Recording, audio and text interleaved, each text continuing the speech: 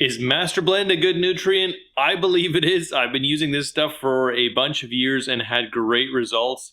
I'm going to go and do my best to answer any possible questions that you could have when it comes to using this. I've used a lot of different hydroponic fertilizers and other fertilizers, and this has just become my go-to, as you can see by the quantity that I keep. This stuff works great for just about any type of fertilizer. It doesn't matter if you're using drippers, if you like the Kratky method, if you're just going to water on the garden with your garden plants, if you're using coco coir, or whatever method that you're deciding to grow on, this stuff just works great. If you're growing stuff other than tomatoes with this one, don't fret. You can just buy the tomato formula, change the dilution ratios with water, which we'll get to in mixing later on in the video. And you can use this stuff on just about anything. Anything actually that I've tried it on has done phenomenally well. Now, most of the time when you pick up Master Blend nutrients, it's going to come in a 3-part. You're going to get the primary Master Blend, then you're going to get Epsom salt, otherwise known as magnesium sulfate, and you're going to get calcium nitrate as a 3-part. It is important how you mix this stuff. Mixing it in the wrong order is going to cause some of the nutrients to bind up together, and it's going to end up with like a gunk at the bottom of your pail. I'll show you how to do that in the safest way possible so that you're not going to get any nutrient binding in your solution. So most of the time it's a 3-part. Sometimes you can get this stuff in a 2-part, which is essentially just these two mixed together done by Master Blend, but it is still the 3 parts. Now, if you're doing small quantities, that's going to be okay, but if you're mixing larger quantities, like even if you're getting to like a 55-gallon barrel size, you probably want to get yourself a digital scale, just because going by like a tablespoon or a teaspoon measuring is not going to get you that really exact result, and it's going to start to show up with the quality of your mixing after you're getting probably into larger size. If you're just mixing between like 1 and 5 gallons, you'll be fine just using the manufacturer's recommendations using a teaspoon or tablespoon.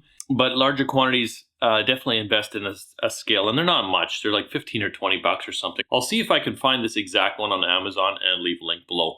Now, I do see a lot of different mixing instructions online, and I find that most of them are incorrect. So this is how Master Blend, the company that makes this stuff, actually recommends that you mix this.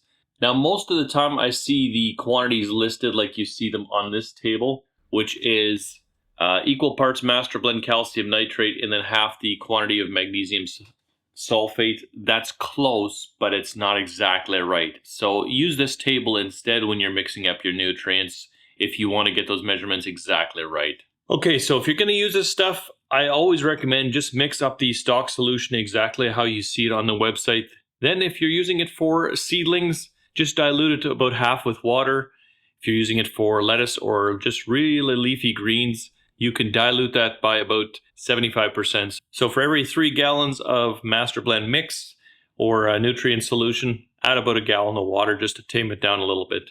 Don't worry about ppm or EC, just follow the manufacturer's instructions. That's the way to go with this stuff. Okay, so here's why you want to mix this stuff as per the manufacturer's recommendations. You take and mix the part 1, which is the tomato or the Master Blend mix. Then we mix in the Epsom salt till that's totally diluted. And then last, we want to add that calcium nitrate.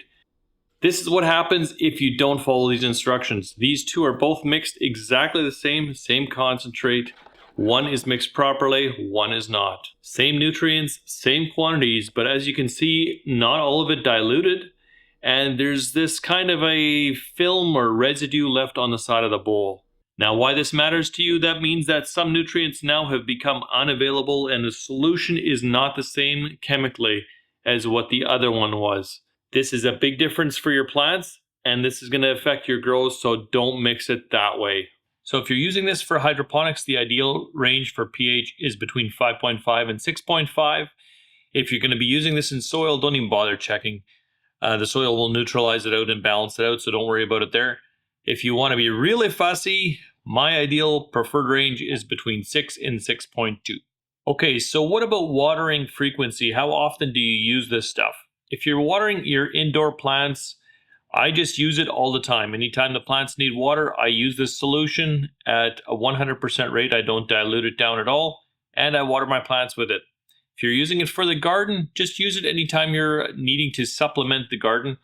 And if you're not totally sure, there's a pretty good guide on the Rainbird website, twice a week, and using the different drip irrigation type systems.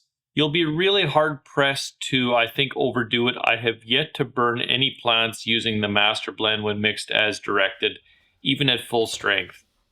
I've had a ton of success using Master Blend. Hopefully I've done the best job I can here to answer all of your questions, and you too can grow these freakishly massive pieces of produce like this.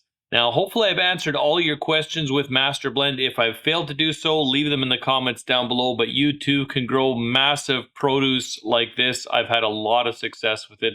I hope you have the same.